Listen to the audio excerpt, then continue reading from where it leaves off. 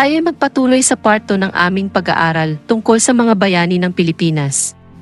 Sa part 2 ng kwento, ating bibigyan ng pansin ang iba pang mga mahalagang bayani ng Pilipinas at ang kanilang natatanging mga ambag sa ating kasaysayan.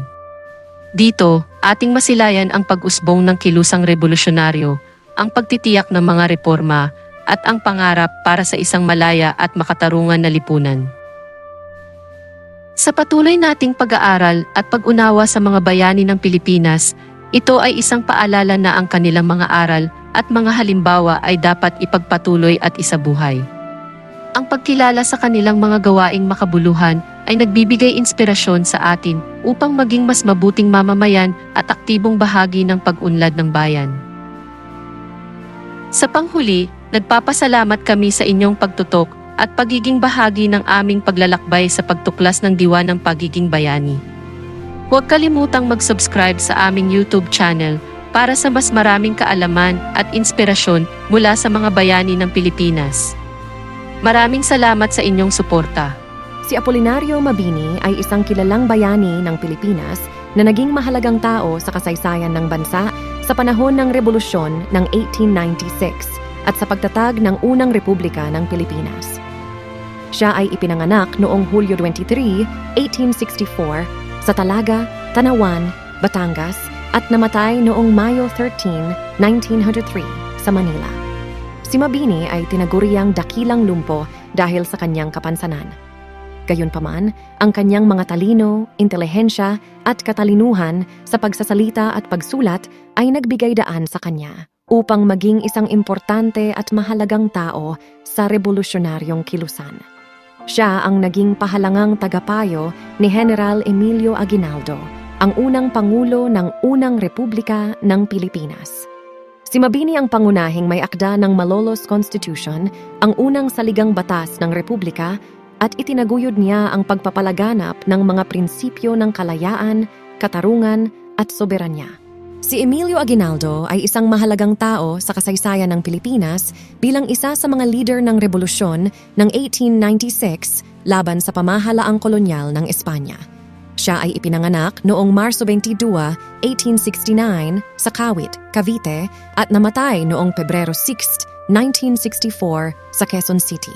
Si Aguinaldo ay naging leader ng mga puwersang revolusyonaryo sa lalawigan ng Cavite at siya ang pumirma ng kasunduan ng Biak na Bato noong 1897, isang kasunduan sa pagitan ng mga revolusyonaryo at mga Kastila na naglayag sa pagtigil ng digmaan at ang paglisan ni Aguinaldo patungo sa Hong Kong.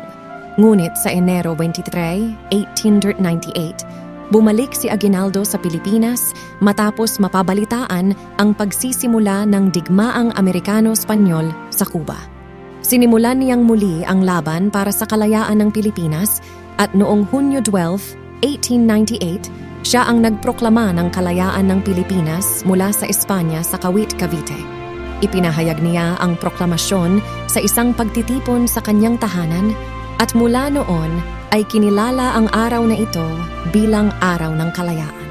Si Josefa Llanes Escoda ay isang kilalang Pilipinang bayani na naging pangunahing tagapagtatag at leader ng Girl Scouts of the Philippines.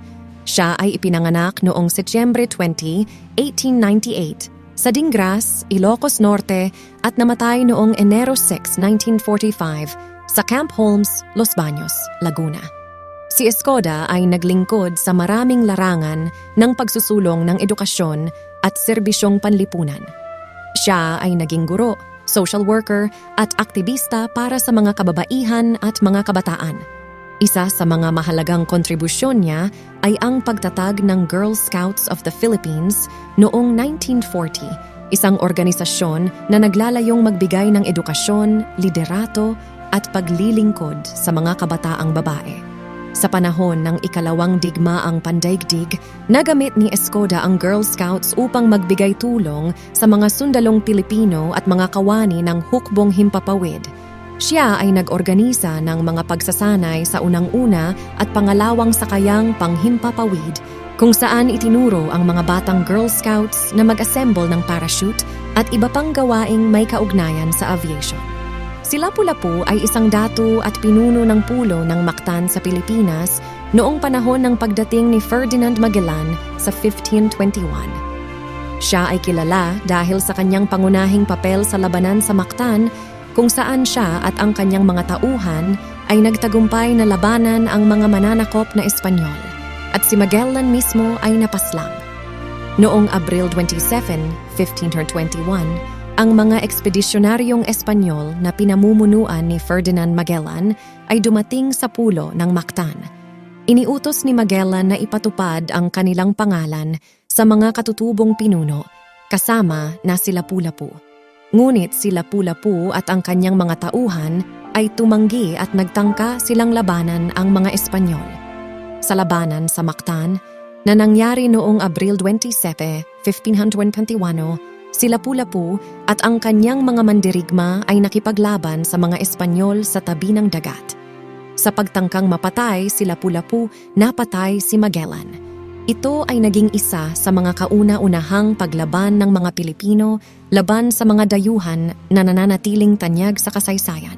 Si Melchora Aquino, kilala rin sa tawag na Tandang Sora, ay isang babaeng bayani ng Pilipinas na naging tanyag sa kanyang ambag sa Rebolusyon ng 1896 laban sa pamahalaang kolonyal ng Espanya.